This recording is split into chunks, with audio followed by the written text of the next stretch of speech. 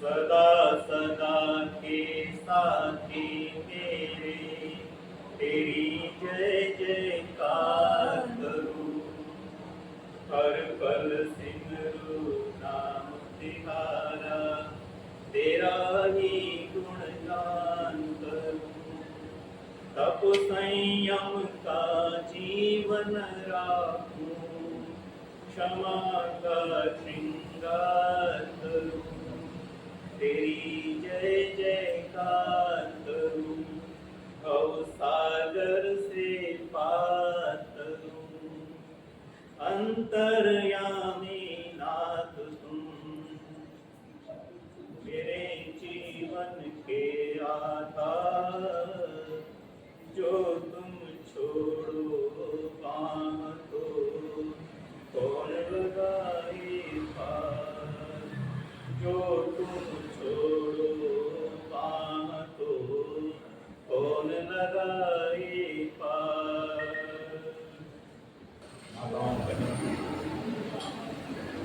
पिछले दिनों हमारी चर्चा जिस मंत्र पर चल रही थी वो था उपस्थान।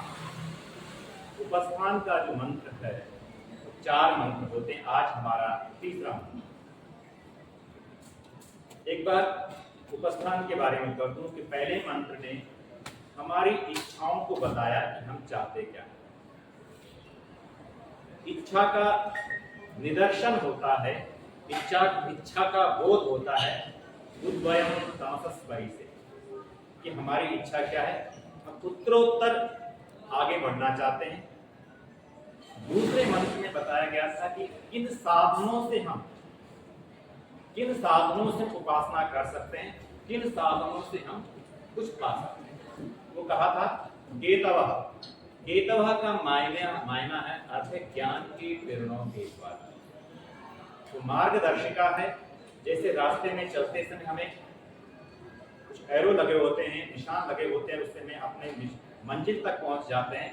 ठीक केतवः भी वही काम करता है, हमें मार्गदर्शन करता है, हमें रास्ता बताता है। तीसरा जो मंत्र है वो मंत्र है विश्व दर्शन का। और विश्व दर्शन को समझने के लिए आपको मंत्र में जाना पड़ेगा। मंत्र बहुत ही महत्वपूर्ण है। ओम चित्रं देवानामुदगादनीकं, चक्षुर्मित्रस्य वरुणस्याग्ने, आप्राद्यावा पृथिवी अंतरिक्षं, सूर्य आत्मा जगतः तस्तुषः च स्वाहा। ये मंत्र मैंने कोशिश की है अलग अलग करने की। अब सभी को मंत्र याद है तो एक बार मंत्र के पदार्थ पर, मंत्र की मीनिंग पर हम चलते हैं। चित्रम का अर्थ है आश्चर्य, वंडरफुल कह सकते हैं, आश्चर्य हो रहा। देवानाम उत अनीकम, देवानाम देवों की या देवों का। अनीकम का अर्थ है बल, शक्ति, ताकत या सेना, देवों की सेना। चित्रम देवानामुदगादनीकम, अनीकम का समझा है आत्मबल, सेना या ऊर्जा। चक्षु, चक्षु शब्द का होता है मार्गदर्शक, रास्ता दिखाने वाला। मित्रस्य, मित्र के 3 अर्थ ध्यान दीजिए। पहला अर्थ है जो व्यक्ति राग द्वेष से ऊपर हो। मित्र का अर्थ ऐसा नहीं किसी से आप अटैचमेंट है, वो व्यक्ति मित्र नहीं होता है। मित्र की पहली शर्त है राग द्वेष से उठा हुआ मित्र। दूसरा अर्थ है मित्र का, ब्राह्मण ग्रंथों में आता है मित्र का अर्थ है प्राण, प्राण का चक्षु। और तीसरा है सूर्यलोक। सूर्यलोक को भी मित्र के नाम से जाना जाता है, ऐसे आरण्य ग्रंथों में आता है। तो पहला अर्थ क्या हुआ, जो राग द्वेष से रहित है। दूसरा अर्थ हुआ प्राण, और तीसरा अर्थ हुआ सूर्यलोक। वरुणस्य, वरुण शब्द अनुशासन के लिए माना जाता है। आपने पढ़ा है कामन पास्ट। वर्ण पाशमस्तवाधमं विमध्यमं शताय पाश। वर्ण कहते हैं कि जो अपने सुंदर कर्मों को करते हुए अनुशासन में रहता है, और कर्म के अनुशासन में रहोगे तो फायदा क्या होगा? एक अर्थ वर्ण का कर्म में रहना है, अनुशासन से रहना है, और दूसरा अर्थ है अपान, नेगेटिविटी। अगर आप कर्म करेंगे तो अपने आप ही नेगेटिविटी दूर होगी। समझने की कोशिश कीजिए। अगर आप सोच रहे हैं और कर कुछ ले रहे हैं तो नेगेटिविटी खत्म नहीं होगी। तो नेगेटिविटी को दूर करने का सबसे बढ़िया तरीका कर्म में लग जाओ। और तीसरा है वर्ण का अर्थ है, जिन्होंने पुराणों को पढ़ा है, जो सनातन परंपरा है, वहां पर वर्ण का अर्थ है जल, वर्ण का अर्थ है चंद्रलोक। ठीक, सुनह शेर की कहानी बहुत ब्राह्मणों में है, वो मैं यहां ले लाऊं। अगला शब्द है अग्नेय। अग्नि एक अग्नि है जो हम हमेशा आगे बढ़ने की ललक है, जो हमेशा मार्गदर्शन करता है, नेतृत्व क्षमता जिसमें, उसे कहते हैं अग्नि। एक है सबके जीवन में, प्राणी मात्र में जो अग्नि है वो भी अग्नि शब्द से कहा कि मित्र वर्ण का क्या है? वो चक्षु है। और देवानाम अनेकम, देवों का वो बल है। इतना ही नहीं, ओम चित्रम देवानाम उदगादनेकम चक्षुर्मित्रस्य वर्णस्याग्ने आप्रा, तो व्याप्त है का लोक में, यावा पृथ्वी लोक में और अंतरिक्ष लोक में। तीसरा है उस सबको, सूर्य का मतलब सबको प्रेरणा देता है, सबको आगे बढ़ाने वाला। तो आत्मा क्या? जगतः तस्थुतः। जगतः कहते हैं एनिमेट, चंचल, चैतन्य, और तस्थुषा इनएनिमेट, जो जड़। जो चैतन्य संसार है या जो जड़ संसार है, उसमें जो कुछ भी आपको दिखाई देता है वो वहीं से शक्ति आ रही है। अभी मंत्र में आपको लगा हुआ कुछ मजा नहीं आ रहा, आप पहले कोशिश कीजिए। अब यहां पर एक शब्द है स्वाहा। स्वाहा शब्द का अर्थ हम बहुत करते हैं, अग्नये स्वाहा, सोमाय स्वाहा। तो स्वाहा का मतलब है एक्नॉलेज, डिक्लेरेशन, घोषणा करनी है कि मैं अपने अनुभवों से, जो और एक्सपीरियंस से जो मैं बात रख रहा हूं वो फैक्ट है, सत्य है। ये स्वाहा, जो कुछ मैं कह रहा हूं वो मैंने ऐसे नहीं, पूरे अपने एक्सपीरियंस के साथ कह रहा हूं, अपने अनुभवों से कह रहा हूं। ये घोषणा स्वाहा के द्वारा होती है। जब कहते हैं ना वाह क्या बात, वाह, आप कहीं जाते हो। अब आइए पहला शब्द चित्रम। चित्र शब्द का अर्थ है मुझे हैरानी है, आश्चर्य है, विस्मित हूं। जब शब्द कम पड़ जाएं, बता नहीं पाए, उठे ही नहीं शब्द अंदर से, आप याद कीजिए जब आप पहली बार इंडिया से आप सिंगापुर आए, भारत में जो ट्रैफिक व्यवस्था है और यहां की ट्रैफिक व्यवस्था को जब आप देखते हैं तो आपको आप हैरान हो जाते। कोई पुलिस नहीं, कोई कुछ नहीं, फिर भी यहां पर व्यवस्था चल रही है। चित्र, आश्चर्य। तो कई बार जो आश्चर्य होता है वो केवल उसको नहीं होता जो जानता नहीं है। छोड़ दो ना, आप छोड़ दो। मेरी प्रार्थना है आप लोगों से कि आप लोग अपना माइक बंद कर दें।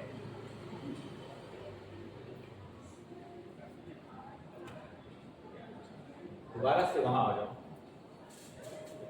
चित्र का मतलब है आप प्रश्न पूछते हैं किसी से, एक वो व्यक्ति उत्तर नहीं देता है जिसको नहीं आता,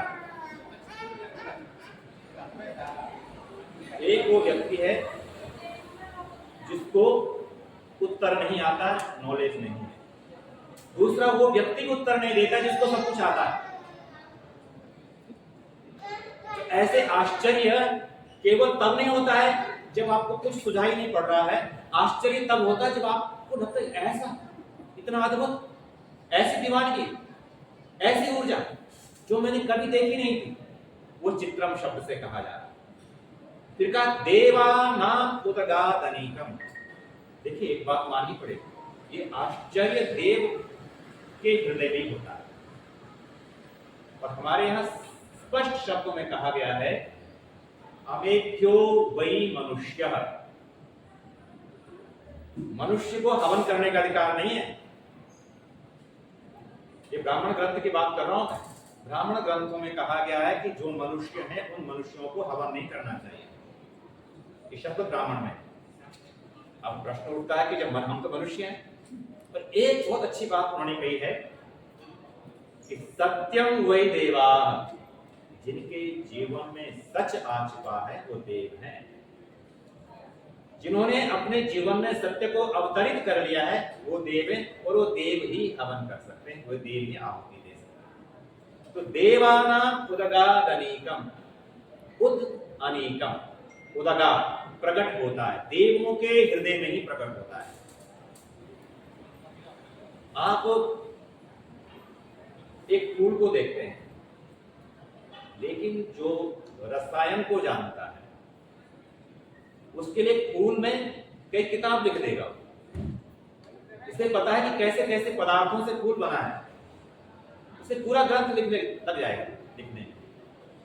इसका मतलब यह है कि जो जितने गहरे में उतरेगा वो ही इस मार्गदर्शन को पा सकता है। और मार्गदर्शन पाने के लिए क्या है कि सबसे पहले देवों का जो आत्मबल, वो शक्ति, वो देव सेना, वो हमें, हमारी आंखें बन रही है, हमारा मार्गदर्शन बन रही है। लेकिन कब? जब हमारे जीवन में तीन चीजें। सबसे पहले मित्रस्य, हमें मित्र बनना पड़ेगा। हमारे जीवन में राग द्वेष नहीं होना चाहिए, निष्पक्षपात। अगर निष्पक्षता आ गई, अपने पराये से ऊपर उठ गए, फिर कोई शक्ति नहीं, कोई कुछ नहीं जो हमें उसके दर्शन से, विश्व के दर्शन के, आत्म दर्शन के, परमात्मा के दर्शन को, कोई शक्ति नहीं जो हमें रोक सकती है। पहला शब्द है हमें राग द्वेष से ऊपर उठना। और दूसरा अर्थ है हमें अपने प्राणों को ऊर्जावान करना पड़ेगा। अगर प्राण हमारे प्रकंपित नहीं है तो भी हम उसकी ऊर्जा को नहीं, आपने सुना होगा जो लोग योगी होते हैं ना, जब उनका प्राणोत्थान होता है तो कई बार ऐसा होता है कि उनकी डेथ तक हो जाती है। बहुत खतरनाक ढंग से प्राणों का उत्थान होता है। आसान काम नहीं प्राणों का उत्थान। जो गैस होती है, जो सामान्य लोग गैस समझते हैं, वो दर्द होता है तो प्राणों का ही खेल हो। जब आप सही ढंग से प्राणों पर काम करते हो तो प्राण उत्थान होता है, तो शरीर में दर्द पैदा करता है। तो प्राणों को समझना बहुत जरूरी है। और जिसके प्राण समझ में आ गए उसी के लिए देव सेना, देवों की सेना, पूरी सेना लगी हुई है आपको मार्गदर्शन करने की। एक नहीं, पूरी सेना देव ईश्वर ने पैदा कर दिया आपके लिए। और दूसरा है, तीसरा अर्थ है आपको सूर्य बनना है। सूर्य का काम क्या है? केवल अपना प्रकाश नहीं करना है, दूसरों को भी मार्गदर्शन करना है, दूसरों को भी रास्ता दिखाना है। तो सूर्य बन करके ही हमें उस परमात्मा की छवि, उसके दर्शन हमें पैदा होते, प्राप्त होते हैं। दूसरी चीज, ये मित्र के ही आते हैं, वर्णस्य। अगर मुझे विश्व दर्शन करना है, ईश्वर दर्शन करना है, तो मेरे वर्णीयता होनी चाहिए। जैसे एक माँ अपनी बेटी के लिए अच्छे वर का चयन करती है, एक पिता अपने बेटी के लिए अच्छे वर का चयन करता है। वर का मतलब वरेण्य, सुंदर, सर्वश्रेष्ठ, इतना सुंदर कि फिर कोई नहीं हो उसके सामने। इसी भावना से एक माँ अपनी बेटी के लिए वर का चयन करती है। वो कब होगा? जब हमारे जीवन में अनुशासन बना हो। अनुशासन नहीं बना होगा तो फिर हम वरेण्य नहीं कर पाएंगे। वरेण्य की शर्त ही है कि हमें अनुशासन में रहना होगा और कर्मशील होना होगा, कर्मठ होना होगा। अगर कर्मठ नहीं है ना तो वरेण्य को हम ढूंढ नहीं पाएंगे, खोज नहीं पाएंगे। और सबसे बड़ी बात मैंने आपसे कहा था, वो वरुण का अर्थ क्या है? अपान। एक प्राण होता है, एक अपान होता है, एक ज्ञान होता है, एक समान होता है, एक उदान होता है, और 5 उप प्राणी होते हैं। मैं कई बार बोलता रहता। अभी मैं अपान, अपान का मतलब हमारी नेगेटिविटी, हमारे नाभि से नीचे का जो हमारा मल मूत्र विसर्जन करते हैं, वो सारा का सारा अपान में है। लेकिन अपान का मतलब है हमारी नकारात्मकता तभी खत्म होगी जब हम अनुशासन में रह करके काम में जुट जाएंगे। बोलने वाले को नहीं मिलता है कुछ, बकवादी को कुछ नहीं मिलता है। इसलिए प्रश्नोपनिषद में एक चर्चा होती है कि वहां 3 चीजें हैं, एक ज्ञान कांड है, एक कर्म कांड है, एक उपासना कांड। उन्होंने कहा कि जो ज्ञान कांड में उनको क्या मिलता है, कहा जो ज्ञान में लगे हैं उनमें मनुष्य का जीवन मिलता है। अगर आपको मनुष्य का जीवन मिला है तो निश्चित मानिए हम ज्ञान ही रहे, ज्ञान के बारे में हम अवेयर रहे, नॉलेज के बारे में। फिर कहा है जिनको स्वर्ग मिलता है, स्वर्ग का मतलब कुछ काल तक, कहो ज्ञान और कर्म का सुंदर समन्वय जिसके साथ होगा उनको स्वर्ग मिलता है। लेकिन परमात्मा के दर्शन जिसे कहते हैं मोक्ष, वो तब होगा जब ज्ञान कर्म और उपासना तीनों का समवेत होगा, तीनों एक साथ जुड़ेंगे, तब जाकर के आप कहते हैं मोक्ष।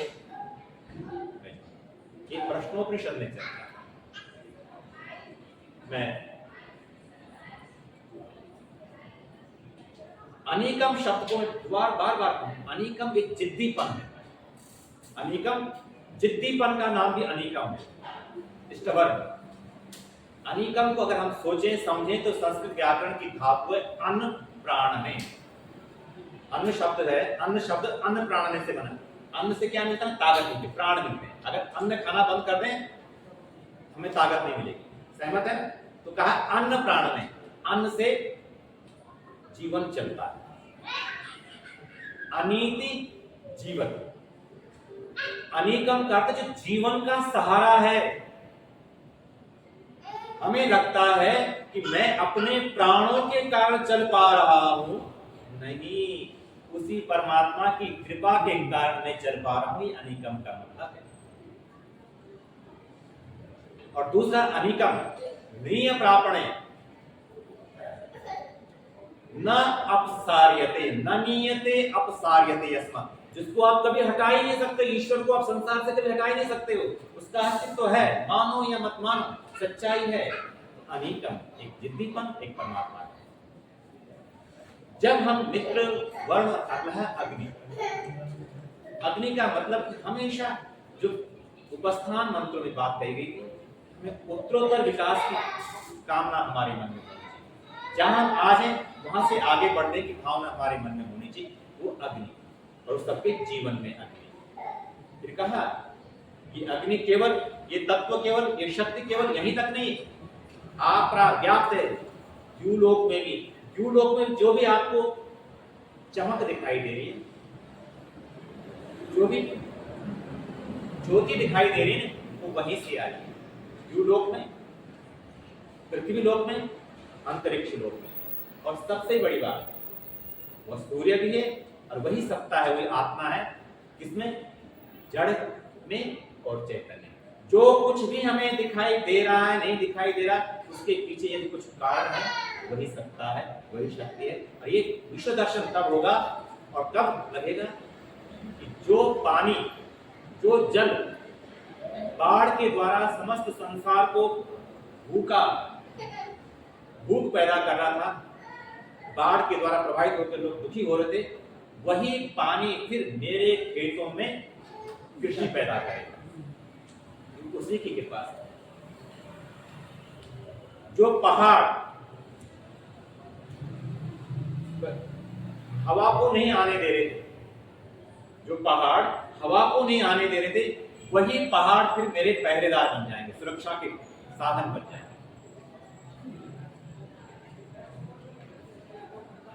जो पत्थर मुझे मेरे पैरों में चोट लगा रहे थे, वो पत्थर मेरे मकान बनाने में सहयोगी। ये तब हो पाएगा जब मैं ईश्वर की भक्ति को, ईश्वर को समझने के लिए अपने को तैयार करूंगा, और फिर जो संगीत पैदा होगा, वो संगीत पत्तों से भी संगीत पैदा होगा, वृक्षों से भी संगीत पैदा होगा, वन से भी संगीत पैदा होगा। और सबसे बड़ी बात तब लगेगा मैं नहीं गा रहा हूं, मैं तो एक टूल हूं, एक वाद्य यंत्र, एक हारमोनियम, एक तबला हूं, कोई बजा रहा है मुझे।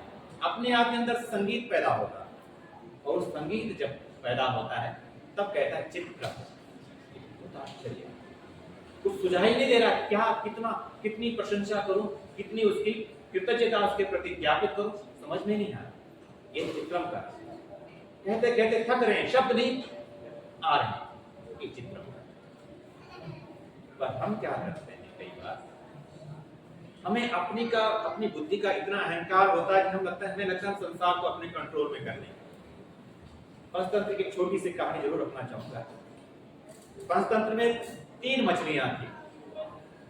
3 मछलियों का एक का नाम है सहस्त्र बुद्धि, उसकी बुद्धि 1000 बुद्धि है। एक की बुद्धि है शत बुद्धि, 100 बुद्धि वाली, 100 प्रकार की बुद्धि है। और एक का नाम एक बुद्धि। तो कितनी बुद्धियां हुई? सहस्त्र बुद्धि, शत बुद्धि और एक बुद्धि।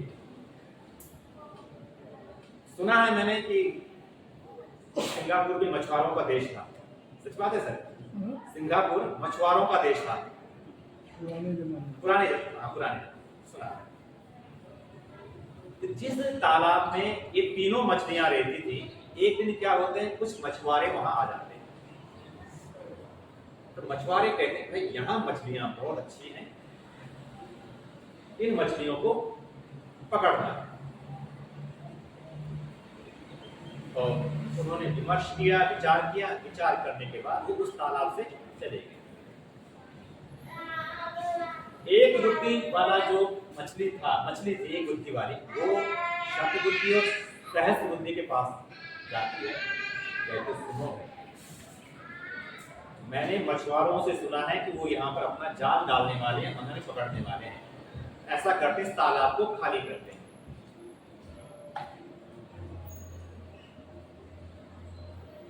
सहस्त्र बुद्धि कहती मेरा नाम सहस्त्र बुद्धि है, मैं हजारों प्रकार जानता हूं तैरने के, मैं हजारों प्रकार जानता हूं तैरने के। वो जाल बिछाएगा, मैं अपने हजारों तरीके जो मुझे आते स्किल्ड हूं, मैं उन स्किल से मैं बच जाऊंगा। तुम क्यों परेशान हो रहे हो?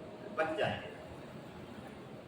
शत बुद्धि के पास जाता है, वो भी कहती है नहीं मेरे पास 100 प्रकार के हैं, तो उसके 2 हैं 3 हैं, मैं 100 ढंग के से तैरना जानती हूं, मैं बच जाऊं। शतबुद्धि ने अपना परिवार उठाया, अपने बीवी बच्चे उठाए और दूसरे तालाब में चला गया। अगले दिन क्या होता है, मछुआरा आता है, मछुआरे की फैमिली आती है, सब आते हैं, वो जाल डालते हैं और मछलियों को पकड़ते हैं और उसी रास्ते जाते हैं जिस रास्ते में दूसरे तालाब में एक बुद्धि अपनी फैमिली के साथ गया था। तो एक बुद्धि अपनी पत्नी से कहता है शत बुद्धि शिरस्तोयम लंबते च सहस्रधि, एक बुद्धिर अहम भद्रे क्रीडामी विमले जले। शत बुद्धि शिरस्तोयम, जो अपने को शत बुद्धि कह रहा था, ये मछुआरे के सिर पर लटका हुआ है। मछुआरे ने उसको मार करके अपने सिर पर बांध दिया है, रख लिया, पकड़। लंबते च सहस्रधि, और जो अपने को कह रहा था मुझे 1000 प्रकार से तैरना आता है, उसके उसने कंधे में लटका दिया। देखो भद्रे, हे प्रिय, एक बुद्धिर अहम भद्रे, हे भद्रे, हे सुप्रिया, हे प्रियतमा, मैं एक बुद्धि वाला पवित्र जल में, साफ जल में तैर रहा हूं। क्योंकि ये अहंकार है, ये कई बार हमें बहुत दिक्कत पैदा करता है। इसलिए कहा जाता है ज्ञान होना बहुत जरूरी है। क्या करें, क्यों करें, लेकिन स्किल्ड होना हमें बताता है कैसे करें, हाउ टू डू। लेकिन सबसे महत्वपूर्ण चीज है इच्छा की। और इच्छा मोटिवेशन का काम करती है, इंस्पिरेशन का काम करती है। तो तीसरे मंत्र में क्या थी? विश्व दर्शन की, परमात्मा दर्शन की इच्छा थी। और एक भजन की कुछ पंक्तियों के द्वारा मैं ईश्वर की महिमा पर दो पंक्तियों से रखना चाहूंगा। कोई कितना सुंदर है, फूलों से सजाते हैं। कोई कितना सुंदर है, फूलों से सजाते हैं। कवि भी कविता करके गुण रूप को गाते हैं। कवि भी कविता करके गुण रूप को गाते हैं। रूप कोई इतना जैसे रजनी काली है। रूप कोई इतना जैसे रजनी काली है। आप सभी का बहुत बहुत धन्यवाद।